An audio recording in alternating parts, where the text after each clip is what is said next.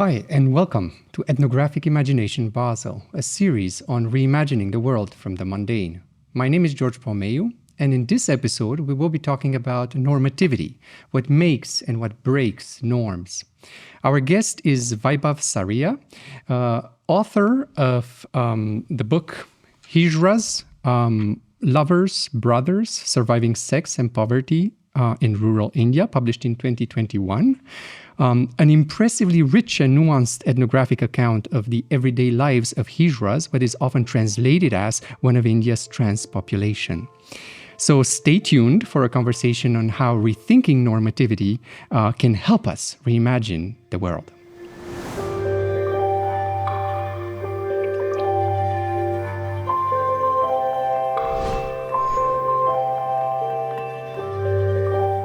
Vaibhav Saria is Assistant Professor of Gender, Sexuality and Women's Studies at Simon Fraser University in British Columbia, Canada.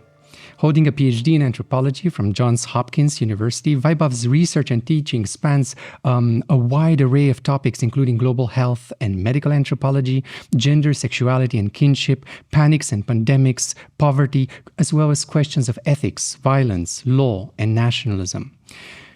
Now, the book that we want to talk about today, Hijras, Lovers and Brothers, is certainly one of the richest and most fascinating ethnographic monographs I read in the past few years. An example, I think, of how to distill complex ideas and critique the contemporary modern world order through a respectful, rigorous and imaginative engagement with the concrete lives, experiences and conundrums of Hijras.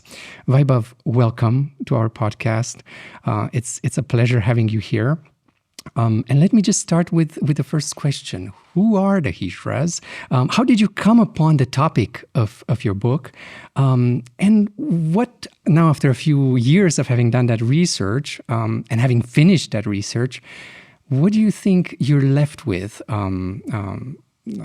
for the audience who hasn't yet had a chance to read your book in terms of what you've learned, what you've taken away? Thank you for having me. It's a great honor to be having this conversation with you. Hijras have a very long history in South Asia.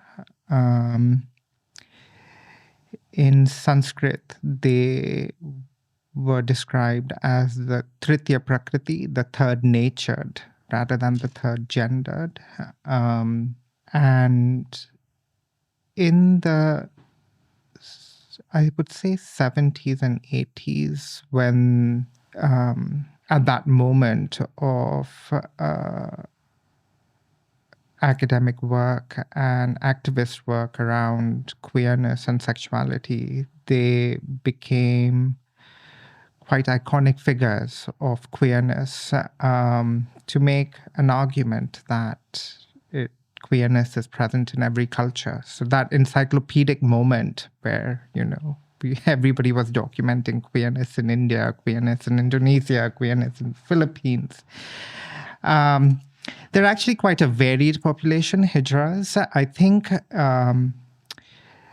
the reason why the third gendered population became synonymous with Hijras in South Asia has a lot to do with colonial knowledge making. It's quite a varied population, the third gendered population.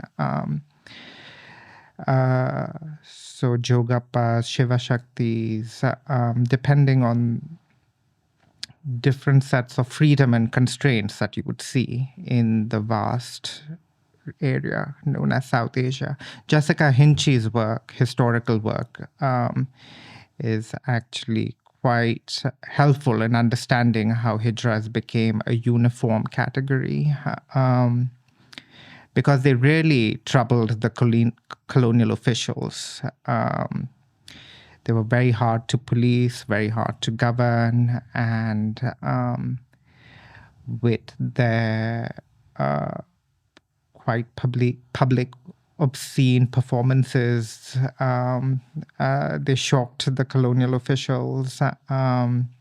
So they became a site of a lot of colonial policing and failure of colonial policing. So And I imagine translation as well. What I think you do very well in the book is both attempt to translate, but also resist to translate. There is probably nowadays an attempt to translate Hijras as trans, trans women. And you resist in a way that thing is like, but you also don't refuse that translation. So how could we imagine that? And what I imagine, just as with colonialism and trying to pin down that third gender, there are lots of acts of power in defining or rendering something translatable. So what would you say is important for us to pay attention to when thinking about this question, who are the Hijras? Or trying to quickly translate them, as I did in the introduction, for lack of a better support, as potentially translatable as trans. And I understand from my work that some Hijras also identify as trans, right? Yeah. I think trans itself has become quite a contested definition. I think that's why I think in the book, I make it a point that we must leave the definition open-ended. Only then can Hijras be seen as part of trans. But as soon as you have a very concrete definition of trans, then Hijras would obviously not be part of it. Because there is a certain demand for respectability in trans, and Hijras are ascetic figures. Hijras are definitively somebody that give up respectability. So I think the public-private divide actually is quite crucial to understanding the Hijras trans divide. Hijras are public figures. They beg in the public. Their sex work is in the public. They announce themselves in the public by certain performative gestures, their loud clap. So in some ways, all of that makes them also not easily translatable as trans, because they don't want to be recognized as respectable aspiration towards femininity, even though that is also there. And this is a great point of differentiation. So not the politics of respectability, but mobilizing, if not the vulgar, the non-respectable, mobilizing that as a form of power. You describe at some point in the book how state administrators themselves send off Hijra to collect the taxes of taxpayers who refuse to pay them, as opposed to sending, I don't know, the military or the police, and mobilizing that power of the non-respectable to coerce people precisely into respectability. Yeah. I think that was also a moment in India where it was opening up and credit cards had emerged. And I think it was Citibank, the example that I used, discovered that people were like, okay, we just won't pay the bills. What will you do with it? And one of the ways in which people can be parted with their money is through Hijras, and that's why they seem like a perfect option. Is that like public shaming sort of? Yeah, I think public shaming, but also this was a question which puzzled me as to why there is a cultural recognition that Hijras can curse you with infertility. So yes, public shaming, but also people were scared of Hijras. That's why they gave them money. So they would show up at non-payers' house, I imagine, and then start hurling insults or expressing. Yeah, that was that was the plan, I think. But I don't think it became a standardized plan. But yeah, the fact that Hijras can get money from people was seen as something helpful. So let me just go back to the initial question and ask you, how did you come upon the topic of your book, and not just the Hijras, but a particular approach to the Hijras. I think your ethnography reads differently, both because probably it's carried out in a rural setting, but also the way in which you pick up all kinds of perhaps unlikely or unexpected things, from money to commodities, to forms of policing, to forms of giving and begging, and you look at the nuances of things. So in a way, it is about Hijras, but it brings in a whole world with the Hijras. So how did you come upon this subject? I must say I appreciate your excitement about the book. Oh, I like your book very much. It's making me excited about my book. So in the late 90s, we all expected to die of HIV in India. So ART became available in 96, and I've always been in the shadow of the epidemic. We are that generation that don't remember pre-HIV, or were not even there pre-HIV. So we all expected to die of HIV, complications from it. And public health, being public health, was not very helpful. So on the one hand, you had... Public health really made you schizophrenic, right? So on the one hand, you had these positive living campaigns, right? Don't worry if you have HIV, you can live happily, the medicines are here, right? But on the other hand, the prevention campaigns were like, oh, anything you do, you will get it, risky. Right? Yeah. Risk is everywhere. Yeah. Anal sex, oral sex. If you say, oh, is oral sex safe? It'd be like, okay, but there might be some possibility. There's one case that emerged in CDC, right? So risk was always there.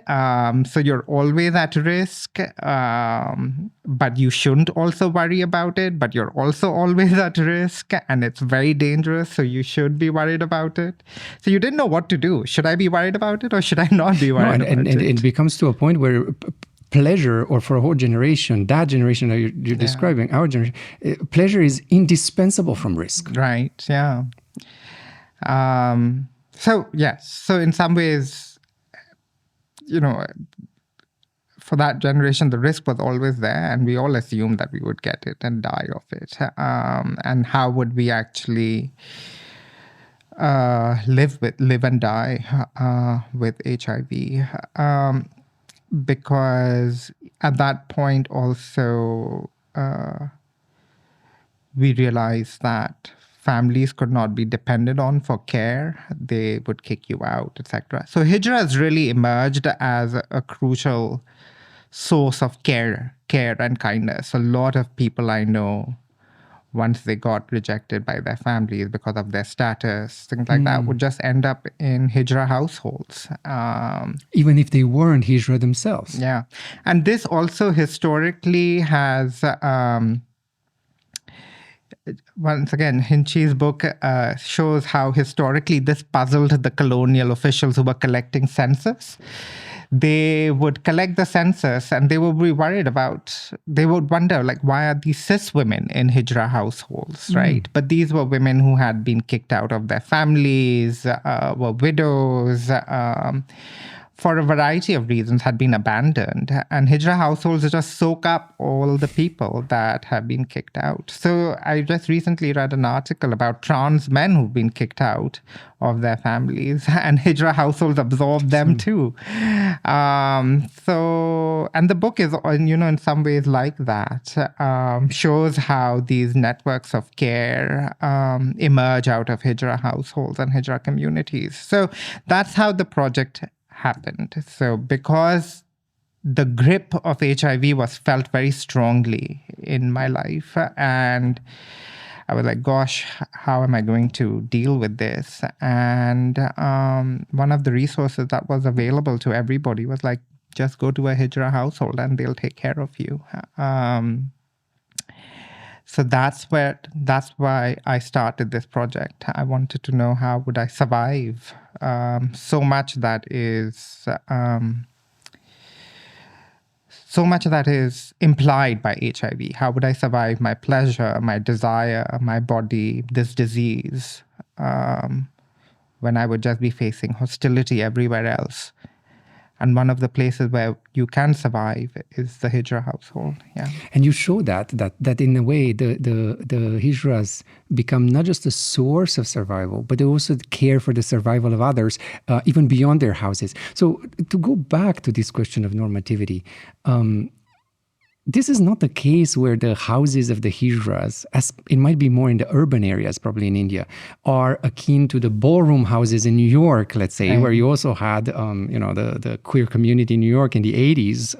You had these houses with mothers and daughters and children and whatever, kind of queer kinship, forms of kinship. But they were kind of outside the normative kinship, the biological family, the kind of like monogamous heteronormative family, even though they replicated some of those dynamics in another form. But you're trying to show here is that separation doesn't necessarily hold as much if I read you correctly. The going to say, okay, the normative is over there and the queer is over here. Yeah. I think, when we look at trans figures, they are at the same time, there are citations of very normative, of normative desires, let's say aspirations towards femininity. Hijras had a very normative ideas of femininity, right? But at the same time, these norms were not supposed to be attached to these bodies. So I think when we look at trans figures, they imply something about how we think of norms and normativity, which are at the same time quite mobile, but also quite resilient. So, as you said, it's not as if you're seeing a radical queerness. You're seeing quite normative ways of arranging and choreographing lives. But it's all happening also with bodies and lives that shouldn't have those normative aspirations and desires. So I think, given your provocation, I've been thinking about this as to what do Hijras, and this is where they link up with trans studies and trans theory. What do they tell us about norms, which at the same time seem quite given, and quite so given that they're almost impossible to critically analyze. But at the same time, they seem so supple that it can, be attached to this body and that body. So what does that imply for norms? It's a good question. It's what I've been thinking about as well. I could go on, but do you have... Actually, just on that point, we do, especially in activism or political critique, queer political critique, we need to think that heteronormativity is this petrified, fixed things that we mobilize against and critique and try to undo. But then there is a more subtle sort of approach to that, which I think that your ethnography and other work in queer anthropology shows. It's much more flexible and fragile, and precisely so much violence is carried out in the way in the sense of preserving that normativity because it is fragile, because it slips away. And in a way, we can also not assume that queerness is just the opposite of the normative. It also works in unexpected ways to preserve, as you show. So I was wondering if you want to say a bit more about that work of preservation that Hijras do. Maybe the relationship with what we might call normative kinship, although the label might not fit. So I've been thinking about this ethnographic case study that did not make it into the book, and I've been sitting with it for a very long time. And it's about Asghari. She is married to a cis woman. Asghari appears, in a lot of cases, like if you look at Asghari, strategically performs a cis man. So, but when Asghari talks, then you see a certain kind of interiority emerging of her desire for femininity. But she performs, she strategically performs as a man, has a mustache, and wears male clothing, and is married to a woman who she has never had sex with. And she told me this about her marriage. She said, I look at other men and they are so suspicious about their wives. Like, who is she talking to? And why was she standing at the door? Is she having an affair? And they are so violent towards their wives because of this suspicion. I have never been like that towards my wife, because I told her that, look, I am having sex with men, and you should also have pleasure, so you can also have sex with men, and they share some lovers as well. And I was wondering what that was. Is that trans ethics? I was wondering, am I seeing a certain picture of ethics over here, which I think is related to norms and normativity? So Asghari realized in some ways that the norms can be very cruel, right? The norms that is required of a woman who is married in rural India, this kind of performance of fidelity and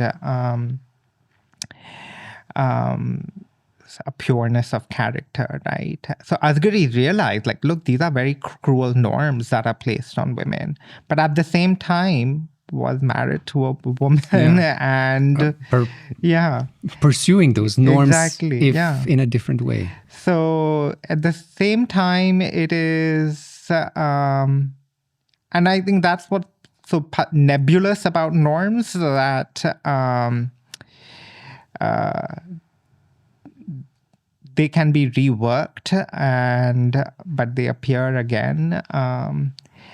And whether, when we talk about norms, I think it also asks, with it brings a question of ethics, right? Which is why when I see Asghari's relationship to her wife, I'm thinking, okay, is this trans ethics?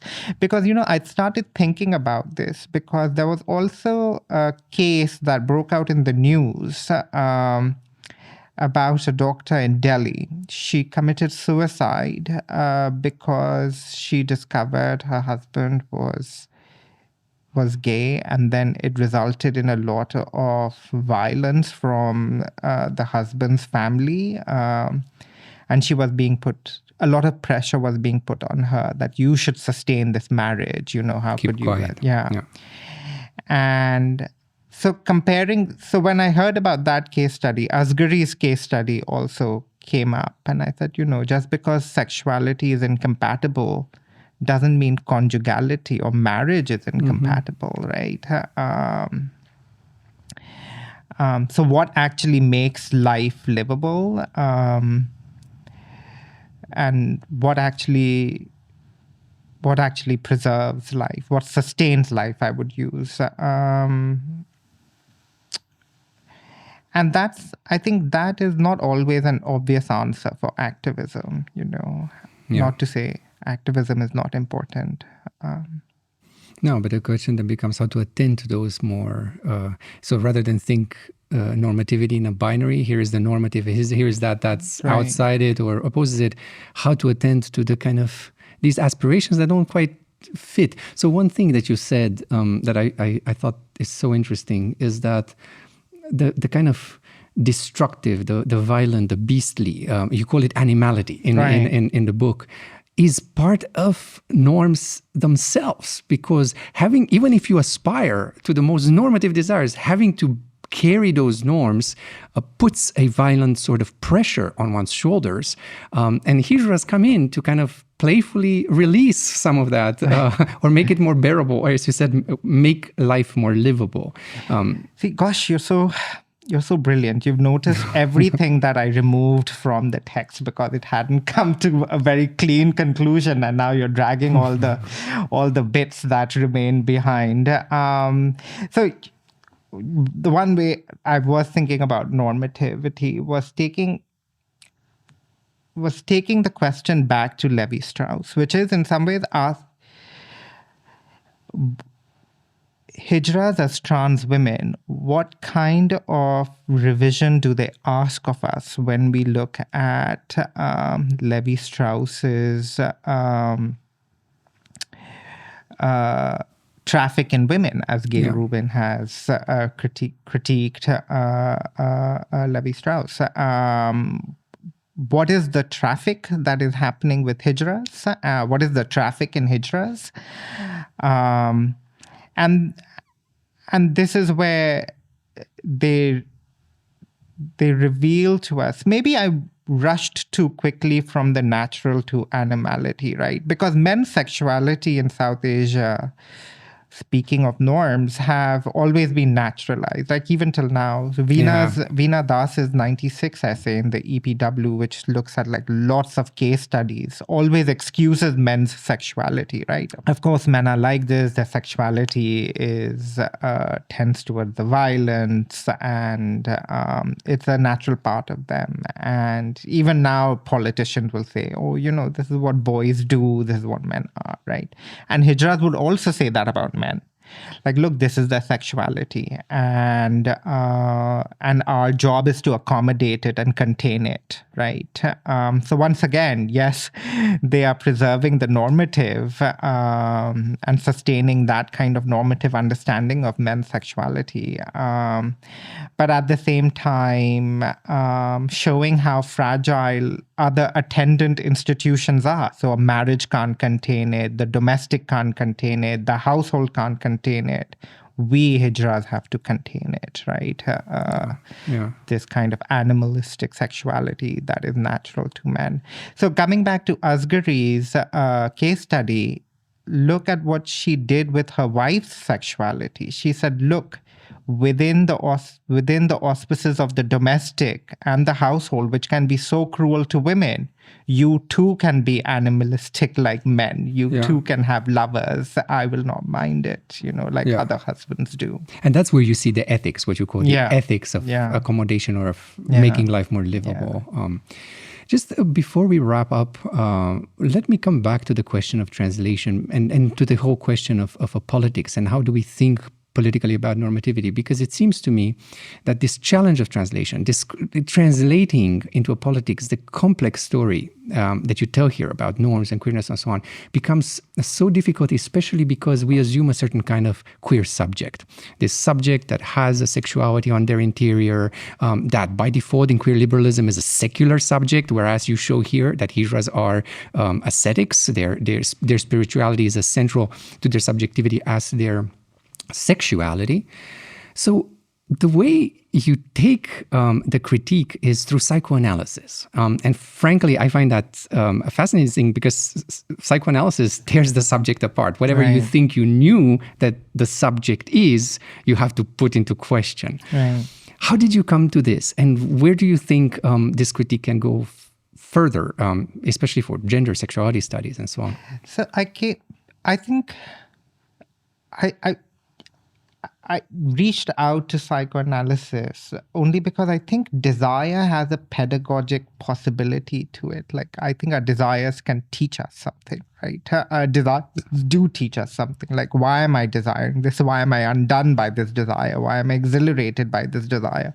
What do I do with this desire, right? Like the afterlife of desire, which is, yes, as you say, in some way, psychoanalysis breaks apart the subject. I would say desires actually undo subjects as well. And I forgot what your question was, but let me finish my thought. Please. I think desire generates new norms. So, once again, Asghari, if we look at it, she's married to a woman, and the desire over there is to sustain life and a family and preserve it, right? But how do you do it? And it generated new norms. Like, no, you can also have affairs and find pleasure, and I will be okay with it.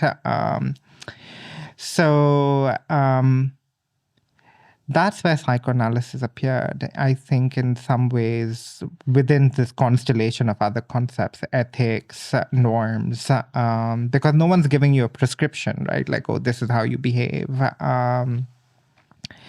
In some ways, you have to, desires help us generate new norms, depending on what you want to keep in mind. If you want to keep a certain kind of ethics in mind, then it'll show you a way, I think, in some ways. Yeah. No, this is interesting, because if then there is no fixed subject, you show, well, then norms are not that fixed either. Desire shows how they're constantly shifting.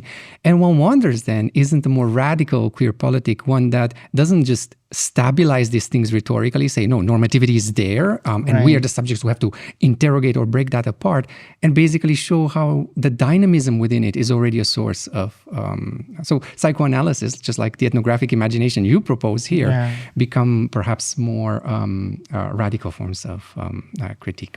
Yeah. I encourage our audience, if they are interested to learn more about the topics we discussed, to check out Vaibhav Saria's book, Hijras, Lovers, Brothers. Vaibhav, I want to thank you very much for coming to our podcast and for the inspiring conversation. And we look forward to many more such discussions in the future related to your work. Thank you. Thank you for such a generous reading of my book. It's a pleasure. Thank you for writing it.